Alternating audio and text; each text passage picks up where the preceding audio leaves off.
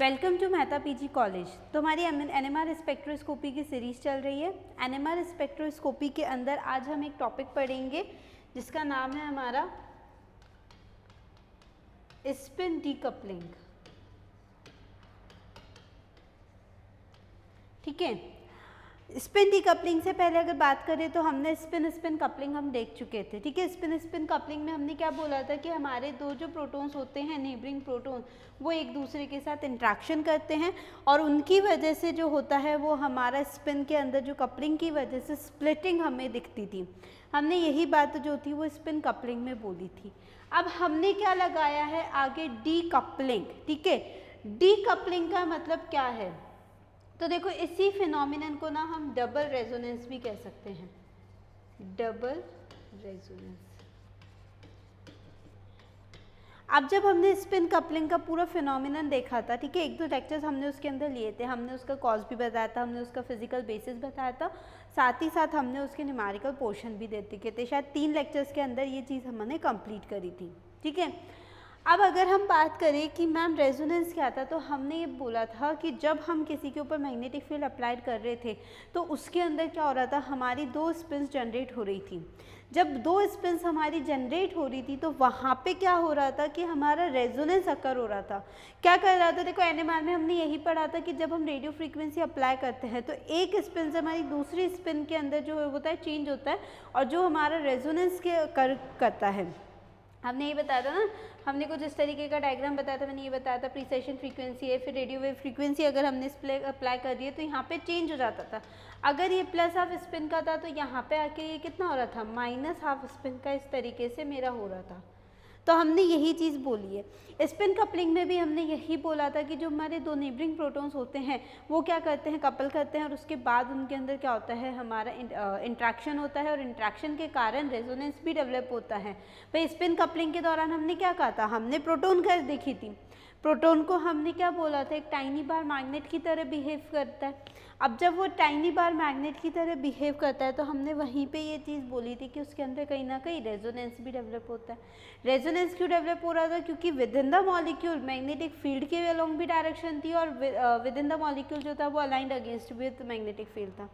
तो दोनों कंडीशन जब हमारी आती है उसी केस के अंदर हमारा रेजोनेंस पॉसिबल है। अब यहाँ पे हमने इसको डबल रेजोनेंस क्यों बोला है? ठीक है, देखो फिनोमिनन ना कई बार क्या पूछ सकता है, एक तो ये भी पूछ सकता है कि स्पिन डीकपलिंग क्या होता है और दूसरा ये भी पूछ सकता है कि डबल रेजोनेंस क्या होता है। दोनों का मतलब सेम ही है। डीकपल का मतलब अगर बेसिकली तुम समझना चाहो तो डीकपल का मतलब देखो कपलिंग होता है, डी मतलब क्या होता है, कुछ ना कुछ उसमें से रिमूव करना। तो डीकपलिंग का मतलब यहाँ पे यही है कि हम जो कपलिंग शो कर रहे हैं उसमें से हम कुछ ना कुछ रिमूव करें। अब कैसे रिमूव हो रहा है, क्यों रिमूव हो रहा है, वो हम देखेंगे। ठीक है, तो इससे पहले मैं एक चीज़ लिख देती हूँ। ठीक है, it is an important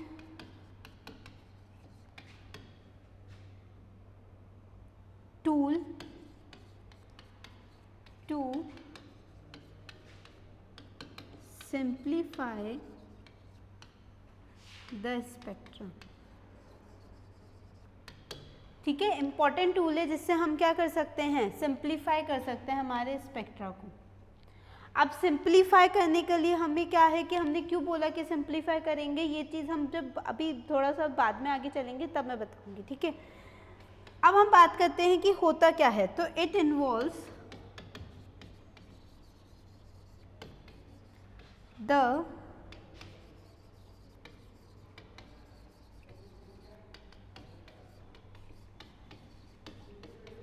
irradiation of proton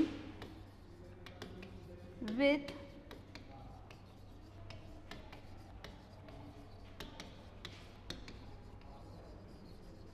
intense radio frequency signal at its resonance frequency to eliminate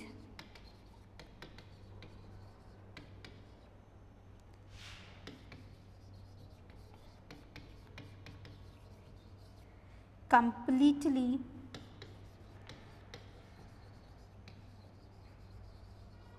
the observed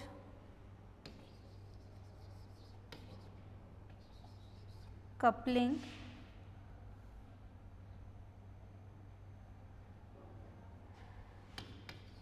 to the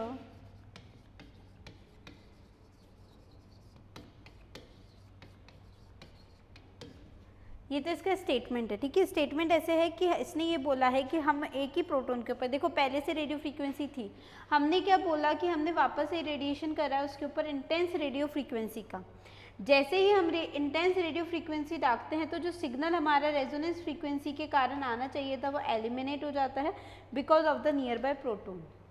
अब होता क्या है, तो देखो इसके लिए हम ना समझेंगे एक एग्जाम्पल के बिहाफ पे, ठीक है। CCHAHB,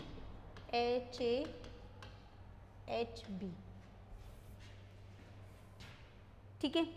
मेरे पास दो प्रोटॉन है, अगर तुम बताओगे तो इन दोनों प्रोटॉन्स के कारण मुझे डबलेट मिलेगा। N+1 फॉर्मूला लगा लेना, ठीक है। अब मेरा ये स्पिन डिकपलिंग क्यों कहता है, स्पिन कपलिंग से तो तुमने जाना कि हमें क्या मिलेगा, डबलेट और डबलेट मिलेगा। इसका मतलब जो स्पेक्ट्रा हमें यहाँ पे मिलने वाला है वो स्पेक्ट्रा कुछ मुझे इस तरीके का मिलेगा, दो डबलेट मुझे यहाँ पे मिलेंगे, है ना। ये स्पेक्ट्रा मुझे इस तरीके से मिलेगा। अब जब स्पिन डीकपलिंग कर रही हो तो स्पिन डीकपलिंग में क्या होता है कि हम किसी भी एक प्रोटॉन को लिया, सपोज मैंने CCHAHB, मैंने इस वाले प्रोटॉन के ऊपर रेडियो फ्रीक्वेंसी और डाल दी, ठीक है। मेरी जो फ्रीक्वेंसी थी वो मैंने यहाँ पे और डाल दी। अब जैसे ही इसने फ्रीक्वेंसी डाली ना तो ये क्या करता है, अपने बहुत रेजोनेंस तो करेगा ही, क्योंकि अभी बोला डबल रेजोनेंस है तो जितनी फ्रीक्वेंसी तुम डालोगे उतना ही रेजोनेंस अकर करेगा। तो जब इसके ऊपर जब तुम फ्रीक्वेंसी डालते हो तो ये रेजोनेंस करना शुरू करता है। रेजोनेंस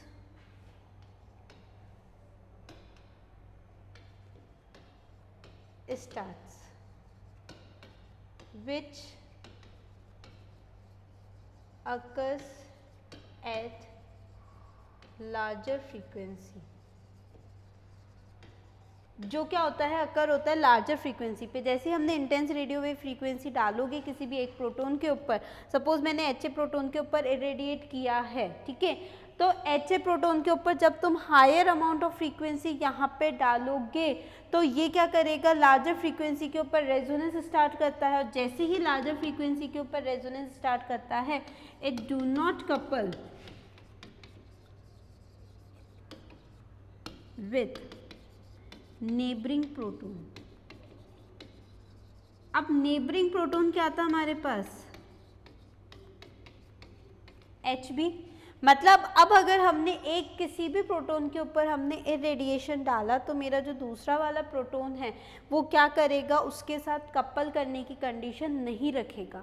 अब जब वो कपल नहीं करेगा, नेबरिंग प्रोटॉन जो है वो कपल नहीं करेगा तो उसकी वजह से कपलिंग नहीं होगी, और कपलिंग नहीं होगी तो हमें स्प्लिटिंग नहीं दिखेगी। तो स्प्लिटिंग नहीं दिखेगी तो ऐसे कंडीशन में जो HB है, तो HB पे इफेक्ट कौन डाल रहा था, HA। तो HA तो हमें किसी तरीके से कुछ नहीं देगा, तो जो कपल नहीं करेगा उसके बाद इट प्रोवाइड्स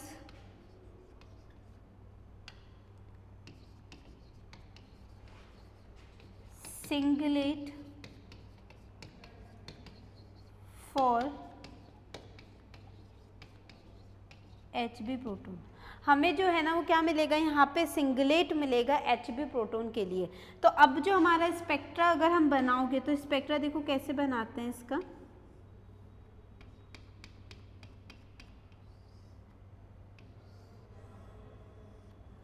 इस तरीके से।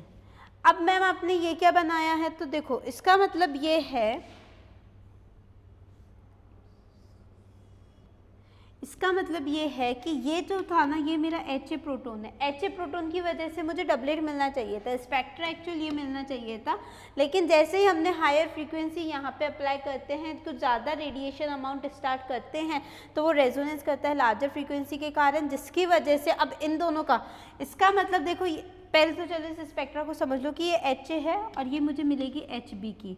तो यहाँ पे क्या हुआ है, HA proton decoupled, HA proton decouple.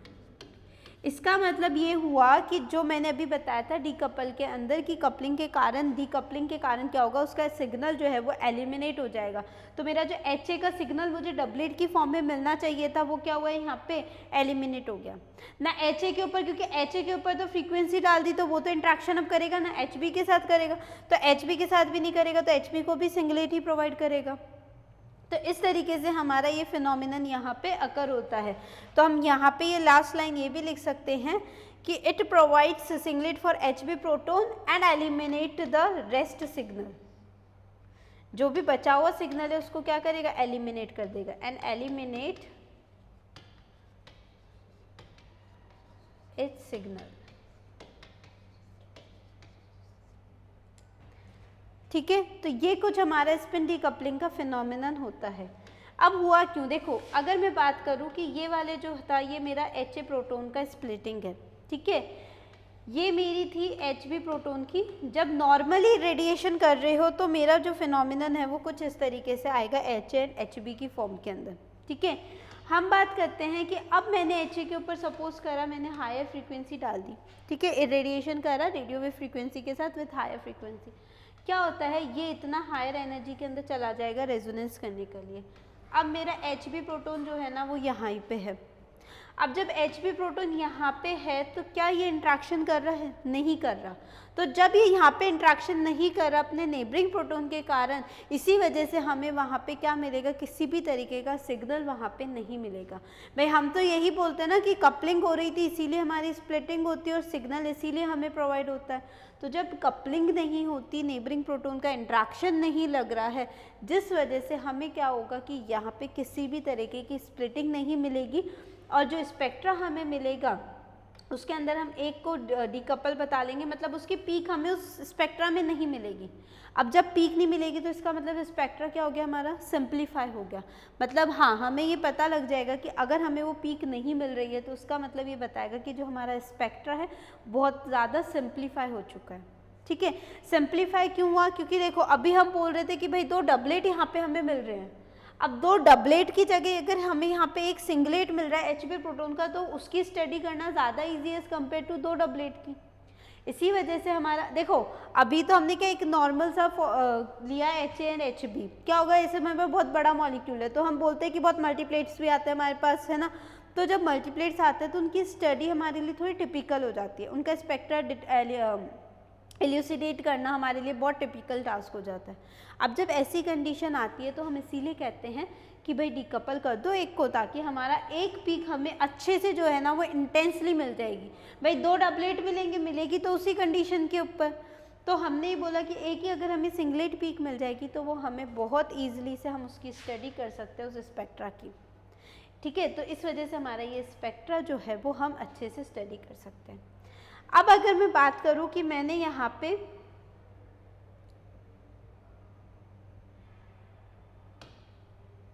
अगर मैं गलती से इस वाले को कर दूं, इस वाले को रेडिएट करा, तो देखो इस वाले को जब रेडिएट करोगे तो क्या होगा, अब अगर इसको रेडिएट करा तो HB के जो सिग्नल है वो बहुत हायर एनर्जी में चले जाएंगे स्प्लिटिंग होके रेजोनेंट करने के लिए। तो अगर ये चले गए तो अब HA का है ना HB के साथ किसी भी तरीके का इंट्रैक्शन नहीं रहेगा। तो ऐसे केस में क्या होगा कि मेरा जो HA का सिग्नल है वो तो इस तरीके से दिखेगा और HB जो है वो मुझे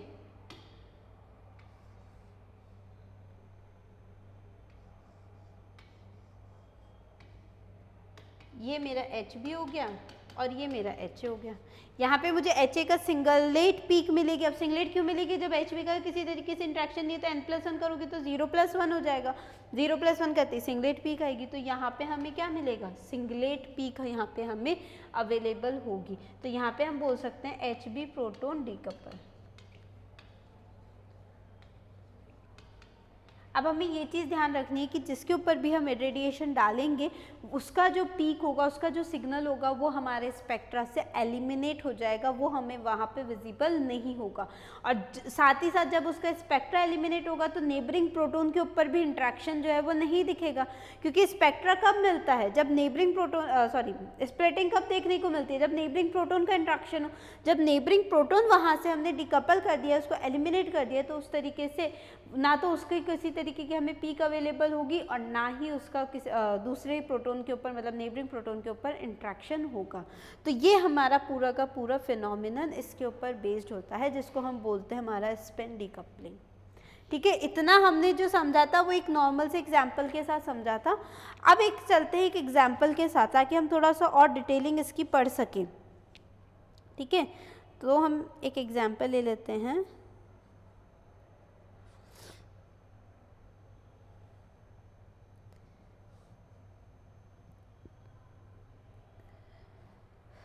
CH3 CH2 CH2Br।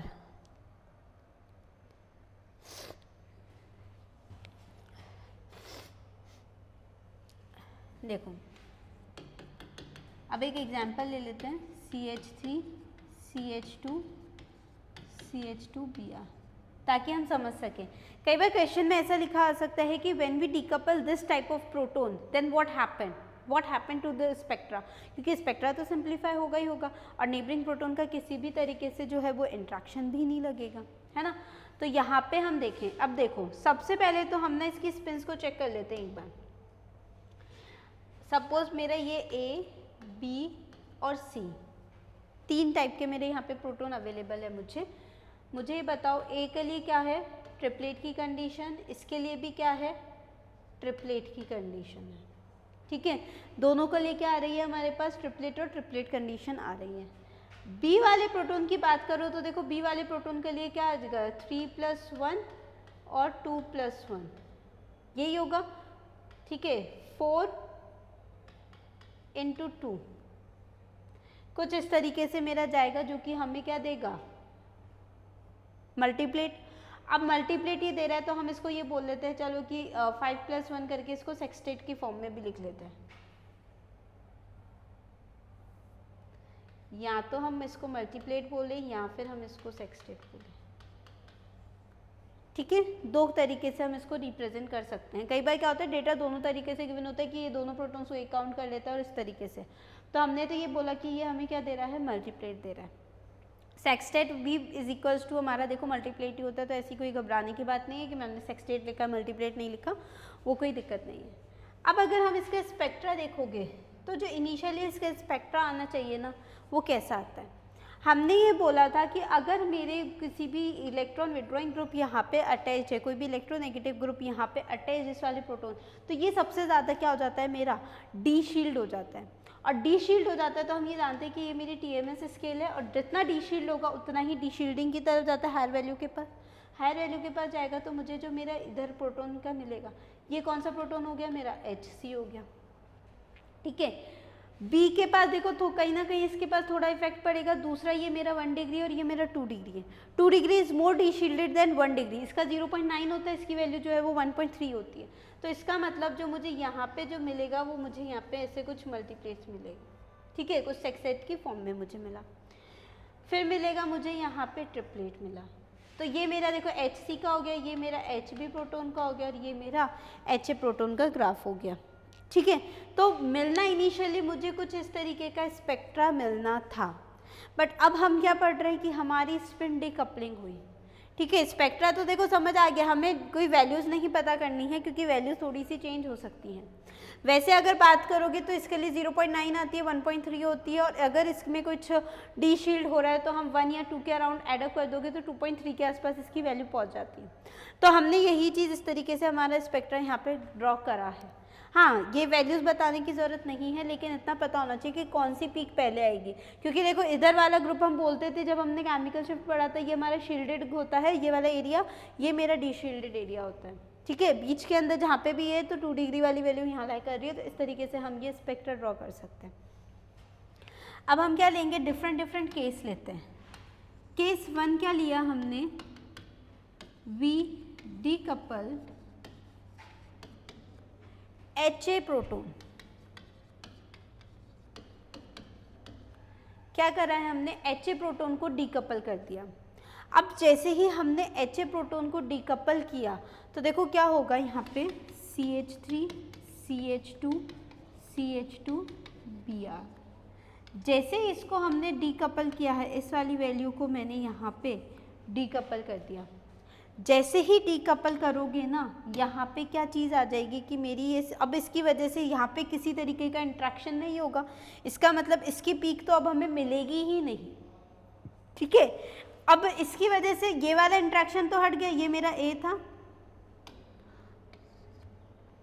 ये बी था और ये सी था, तो ए को डीकपल किया तो ए तो हट गया। अब बी पे किसका इंट्रैक्शन लग रहा है, केवल और केवल सी का इंट्रैक्शन लग रहा है, तो सी के इंट्रैक्शन की वजह से बी की वैल्यू क्या आएगी, n+1 2+1 is equals to 3 which is equal to triplet.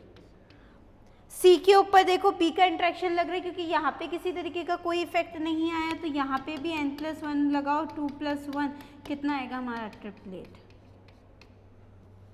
अब इसकी वजह से जो ग्राफ हमारा आएगा ना, वो ग्राफ देखो क्या आएगा हमारा, HA की पीक तो हट गई, ठीक है, HA के ऊपर ना इसका इंट्रैक्शन लग रहा है ना इसका इंट्रैक्शन लग रहा है, क्योंकि HA तो इतना ज़्यादा हो गया कि अब वो किसी के साथ इंट्रैक्शन नहीं कर रहा है, बहुत ज़्यादा हायर एनर्जी के अंदर चला गया। ये जो एरो है ना, ये हम दिखा रहे हैं कि हमारा ये वाला प्रोटॉन जो है ना वो डीकपल हो चुका है। अब हमें किस किस की पीक बनानी है, हमें बी की बनानी है और सी की बनानी है। बी और सी कहाँ लाई कर रहे थे हमारे, इस तरीके से यहाँ पे लाई कर रहे थे।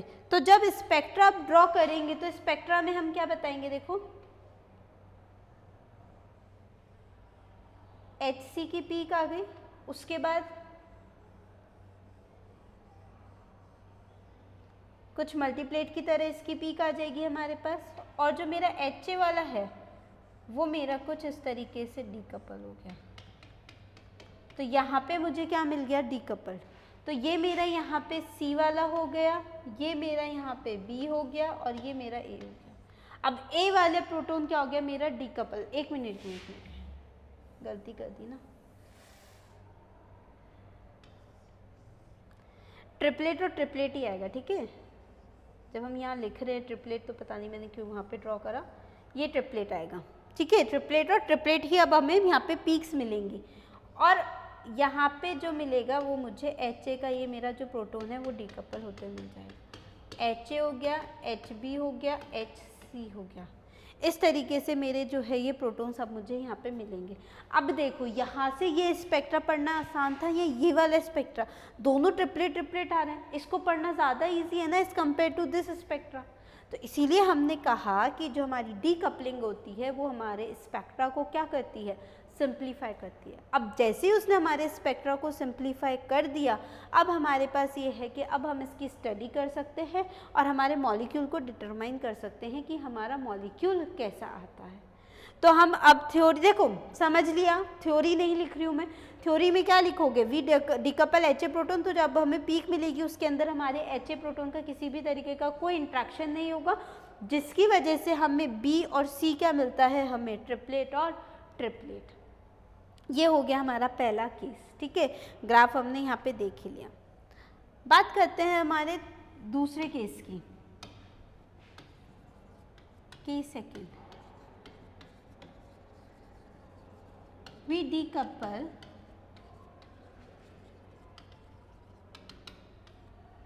HB proton. अब हमने किसको डीकपल करना है, हमारे HB प्रोटॉन को डीकपल करना है। बना लेते हैं CH3 CH2 CH2 Br। ये A था, B था और C था, B वाले को मैंने यहाँ पे क्या कर दिया, डीकपल कर दिया। अब जैसे ही देखना, ये वाला इंटरेस्टिंग है, B वाले को जैसे ही तुमने यहाँ पे रखा है ना, अब ना A के ऊपर इंट्रैक्शन हो रहा है और ना ही तुम्हें 2 के ऊपर किसी तरीके का इंट्रैक्शन दिख रहा है, मतलब C के ऊपर, सॉरी, A और C के ऊपर B का किसी भी तरीके का इंट्रैक्शन नहीं हो रहा। अब देखो, अब इसके लिए लिखो n+1, क्या होगा, किसी भी तरीके का नेबरिंग प्रोटॉन है इसके पास HB टाइप का नहीं है, क्योंकि वो तो डीकपल हो चुका, उसके ऊपर इतनी रेडिएशन आई कि वो तो अपनी हाई फ्रीक्वेंसी में जा चुका, अब वो किसी के साथ इंट्रैक्शन नहीं करेगा। तो यहाँ पे क्या हो जाएगा, 0+1, पी कैसी मिलेगी हमें, सिंगलेट। इसके पास भी C के पास इधर कोई प्रोटॉन है, इधर प्रोटॉन था लेकिन वो तो डीकपल हो चुका, तो अब क्या देगा, ये भी n+1 करो, 0+1 क्या आया हमें 1, और वो भी क्या देगा, सिंगलेट। तो अब दोनों ही पीक्स मुझे कैसी मिलेंगी, सिंगलेट टाइप की मिलेंगी। अब देखो, जहाँ हमें सेक्सटेट मिल रहा था, जहाँ हमें ट्रिपलेट मिल रहा था, वहाँ से सीधे सिंगलेट, इसका मतलब हमारा स्पेक्ट्रा धीरे धीरे सिंप्लीफाई की तरफ जा रहा है। अब हमारी स्टडी और ज़्यादा आसान हो गई। तो देखो स्पेक्ट्रा जब ड्रॉ करोगे तो कैसे बनाओगे, Hb का प्रोटॉन था, ठीक है, यहाँ पे Ha की पीक मिलेगी मुझे, यहाँ पे मुझे Hc की पीक मिलेगी, ठीक है, सिंगलेट और सिंगलेट, और यहाँ पे कहीं पे जो ये है मेरा Hb प्रोटॉन क्या हो गया, डीकपल हो गया। तो ये मुझे Hc मिला, Ha की पीक मिली, और ये मुझे Hb प्रोटॉन था मेरा डीकपल हो चुका है। तो इस तरीके से हम इस फिनोमिनन को चेक कर सकते हैं, ठीक है। तो ये था हमारा दूसरा केस। तो अब इसमें भी क्या लिखोगे, हाँ हमारा Hb प्रोटॉन डीकपल हो चुका है, इसका मतलब वो अपने अब नेबरिंग प्रोटॉन A और C के साथ किसी भी तरीके का इंट्रैक्शन नहीं करेगा, और जब इंट्रैक्शन नहीं करेगा तो दैट इज़ वाई हमें A और C की जो पीक मिलेगी वो किस फॉर्म में मिलेगी, हमें सिंगलेट की फॉर्म में मिलेगी। ये हमारा ये फिनोमिनन हमें यहाँ पे कहता है, ठीक है। बात करते हैं अब हमारे केस थर्ड की। केस थर्ड क्या कहता है,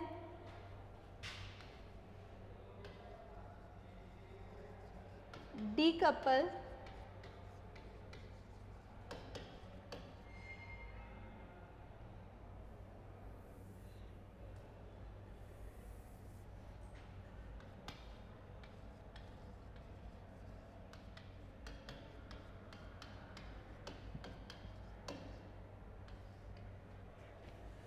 HC प्रोटॉन को डीकपल करते हैं हम, ठीक है।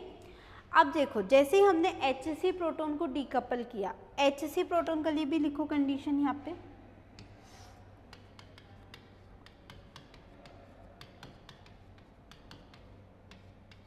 मेरा A B C, डीकपल किसको किया, C वाले को।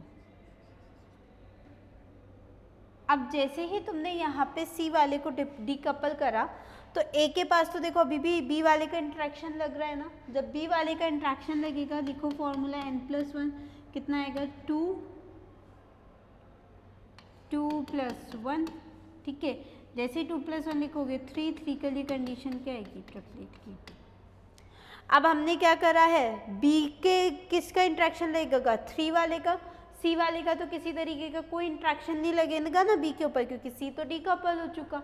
जैसे ये डीकपल हो चुका क्या आएगा, n+1 कितना लिखोगे 3+1 4 क्या आएगा, क्वाड्रेट आ गया।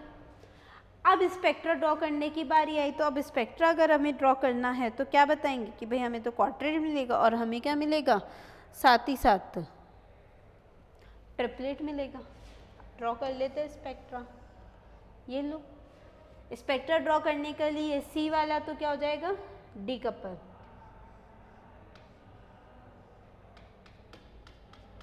लो C वाले को तो हमने डीकपल कर दिया, B वाला क्वाड्रेट देगा। इंटेंसिटी हमें पता है ना, 1:2:2:1 के फॉर्म के अंदर होती है इसकी, तो बस इस तरीके से हमें ये बतानी है, ठीक है। उसके बाद ट्रिपलेट मिलेगा 1:3:1 के अंदर, बन गया हमारा। ये क्या है हमारा H,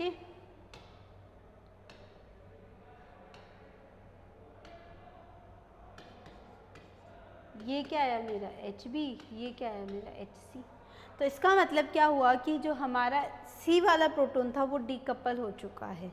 थ्योरी की फॉर्म में लिखना चाहोगे तो क्या लिखोगे कि व्हेन वी डीकपल C, देखो डीकपल लिखना लिखे हम ये लिख सकते हैं कि when we irradiate C with higher irradiation of radio wave frequency then it will become more resonant and with the higher frequencies.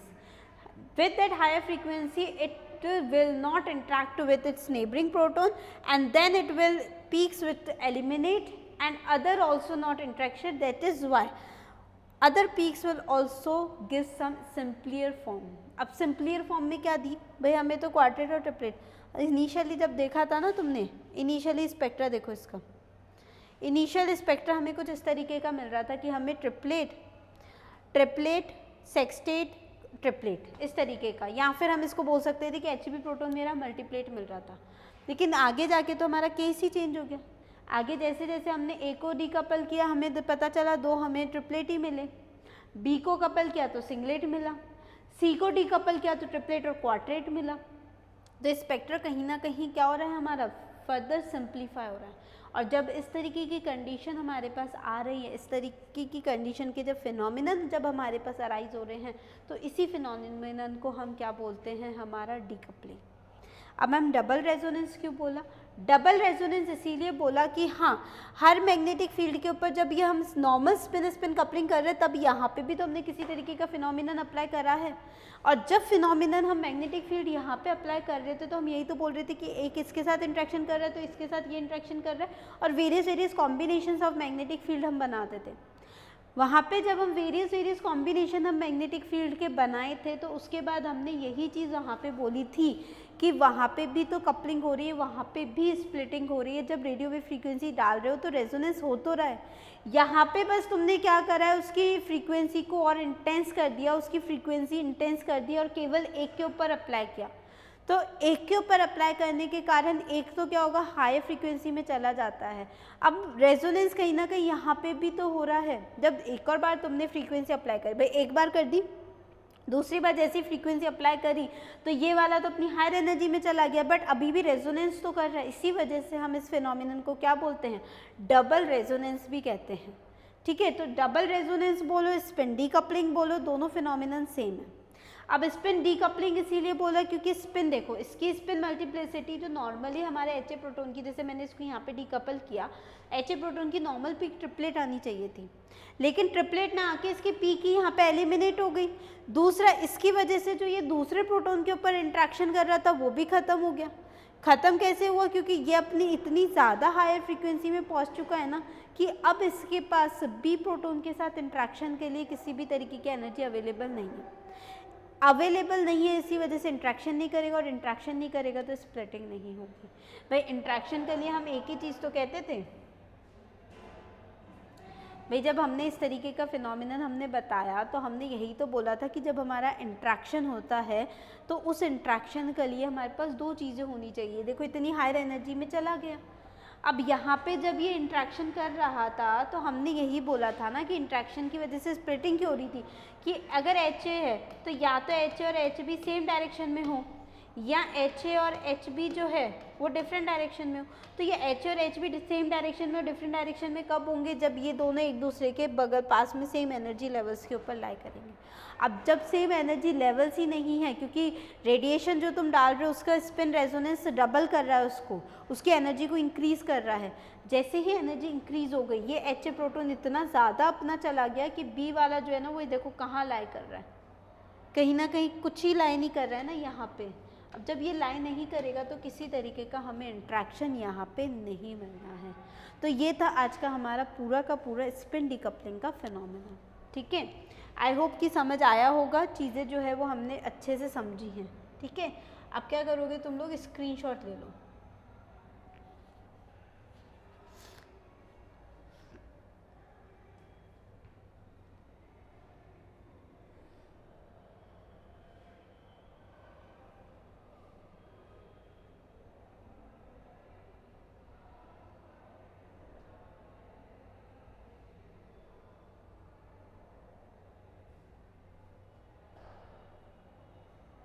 ठीक है, अब देखो हम ना बहुत सारी चीज़ें पढ़ रहे हैं कि तुम्हें ऐसा लगे कि कंटेंट कम है, ऐसा नहीं है, कुछ भी नहीं है। कंटेंट सफिशिएंट अमाउंट में अवेलेबल है। जितना हमें फिनोमिनन जानना था हम जान चुके हैं, साथ ही साथ जितना यूनिवर्सिटी के बिहाफ पे हमें लिखना है, जितना पैटर्न हमें चाहिए वो भी हम चीज़ यहाँ पे देख चुके हैं। बिल्कुल डिक्टो सेम पैटर्न के ऊपर लिख कर आओ, कहीं किसी तरीके का कोई मार्क्स के अंदर किसी तरीके की कमी नहीं आएगी।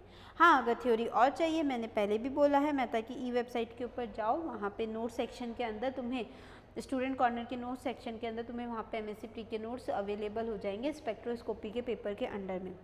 स्पेक्ट्रोस्कोपी एंड डिफ्रेक्शन टेक्निक सुना है पूरा पेपर का नाम, तो वहाँ पे जाके तुम चेकआउट कर सकते हो। तो इस तरीके से तुम्हें सारी चीज़ें मिल जाएंगी। ठीक है, अब देखो कुछ चीज़ें समझने की होती है, तो ऐसा नहीं है कि हम बीच बीच में से लेक्चर उठा रहे हैं। इससे पहले ये है कि पहले के लेक्चर्स कंप्लीट करो, जितने भी इसके पहले के लेक्चर्स हैं ना उनको कंप्लीट करो, और उसके बाद इसके ऊपर आओ। ठीक है, जैसे जैसे तुम्हारे सिलेबस की लाइंस है ना वैसे वैसे अपने टॉपिक्स को कवर करते जाओ, किसी तरीके की कोई दिक्कत नहीं आएगी। ठीक है, तो ये था आज का हमारा टॉपिक। नेक्स्ट क्लास में हम दूसरे टॉपिक्स के साथ मिलेंगे और होप करते हैं और अच्छे से पढ़ेंगे। ठीक है, थैंक यू।